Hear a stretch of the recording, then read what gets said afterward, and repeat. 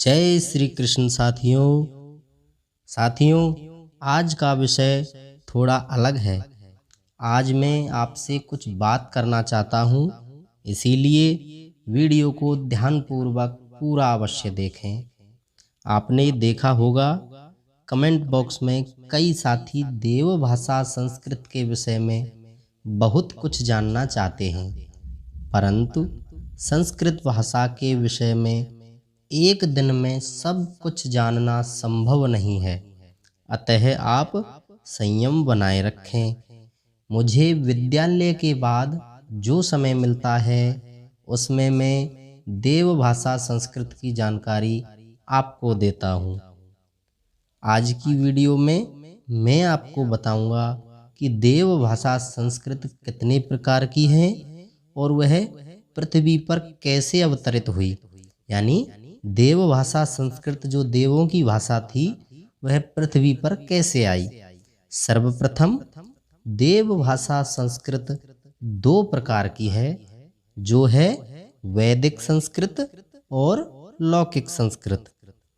और यह संस्कृत भी दो प्रकार की होती हैं, एक तो गद्य रूप में और दूसरी पद्य रूप में। आगे इनके बारे में हम विस्तार से जानेंगे। गद्य संस्कृत, गद्य वह विधा है, वह प्रकार है जिसमें हम निबंध लिखते हैं, कहानी लिखते हैं, उपन्यास, संस्मरण, लेख आदि लिखते हैं। अर्थात इसमें छंद नहीं होते, यानी इसमें कोई लय ताल नहीं होती, उसे गद्य कहा जाता है। दूसरी विधा है पद्य। पद्य वह है जिसमें हम कविता, काव्य, गीत, भजन, श्लोक यानी पद्य लिखते हैं, यानी जो छंद से युक्त हो, यानी जो लय से युक्त हो, जिसके वर्ण निर्धारित हों, जिसकी पंक्तियां निर्धारित हों, उसे पद्य कहा जाता है। अब ये आपकी समझ में आ गया, गद्य और पद्य। श्लोक आदि पद्य होते हैं। अब पढ़ते हैं हम संस्कृत के दोनों प्रकार। प्रथम है वैदिक संस्कृत। वैदिक ब्रह्मा समस्त विद्याओं के आदि प्रवक्ता थे, यानी जो वेदों में ब्रह्मा कहे गए हैं समस्त प्रकार की विद्याओं के सर्वप्रथम प्रवक्ता थे। उन्होंने सबसे प्रथम वैदिक संस्कृत कही, सभी विद्या कही थी। ऋक्तंत्रकार लिखते हैं कि ब्रह्मा ने संपूर्ण विद्या बृहस्पति को दी, बृहस्पति जी ने इंद्र को दी, इंद्र ने भारद्वाज को, भारद्वाज ने ऋषियों को और ऋषियों ने ब्राह्मणों को ये विद्याएं दी।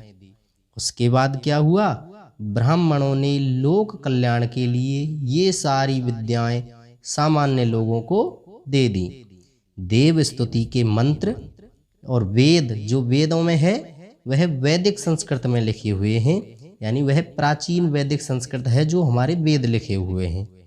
और आजकल कक्षाओं में या साधारणतः हम जिस संस्कृत को पढ़ते हैं वह लौकिक संस्कृत होती है, जो वेद के अतिरिक्त अन्य ग्रंथों जैसे ब्राह्मण ग्रंथ उन्हें कहा जाता है जो वेदों की व्याख्या करते हैं।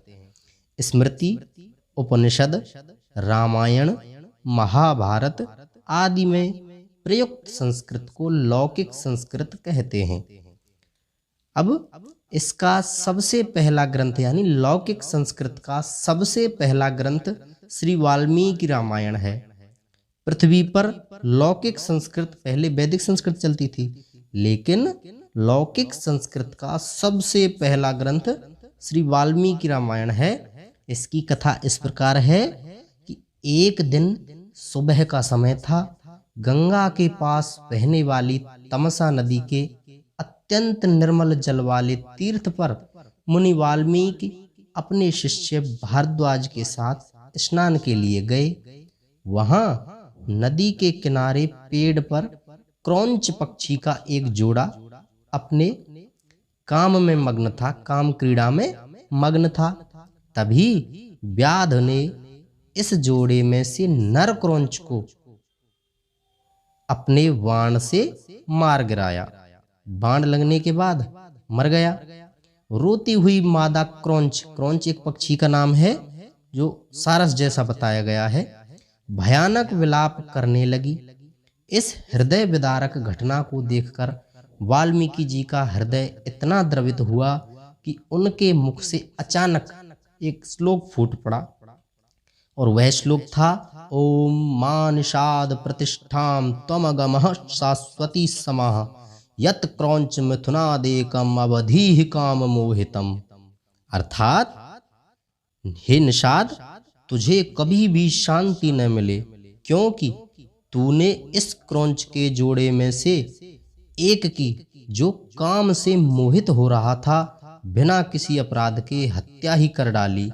यह संस्कृत का सर्वप्रथम यानी लौकिक संस्कृत का सर्वप्रथम श्लोक है, सबसे पहला श्लोक है।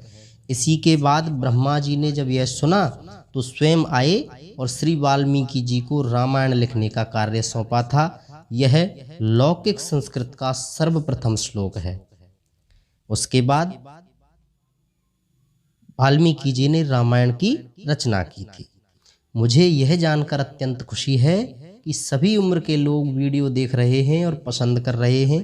अगर आप चाहते हैं कि हम देव भाषा संस्कृत से संबंधित वीडियोज इसी तरह बनाते रहें तो आप वीडियो को लाइक करके चैनल को सब्सक्राइब करें और हमें सपोर्ट करें। जय श्री कृष्ण, राधे राधे।